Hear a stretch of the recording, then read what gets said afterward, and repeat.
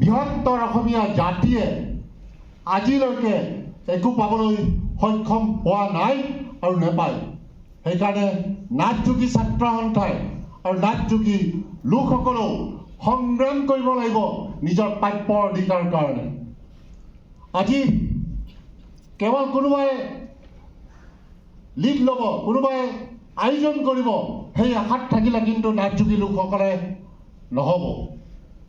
নিজৰ প্ৰাপ্য অধিকাৰ কাৰণে সকলো একত্ৰিতভাৱে একেলগে সংগ্ৰামখন কৰিব লাগিব।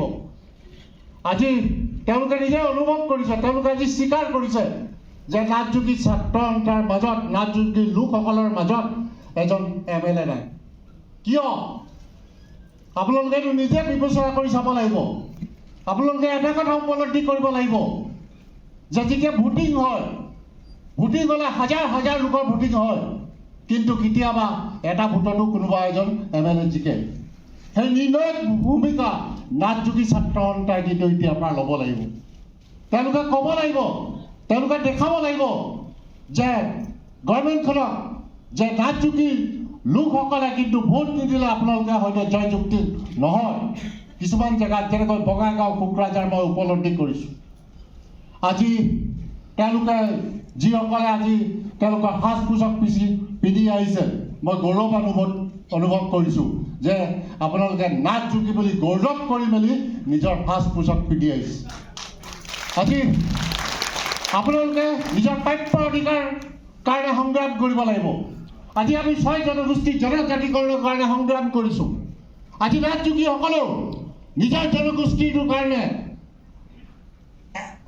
সংগঠনটোৰ নাথযোগীসকলক এমেণ্ডমেণ্ট কৰিবৰ কাৰণে ST SC দিবৰ কাৰণে আপোনালোকে সংগ্ৰাম কৰিব লাগিব।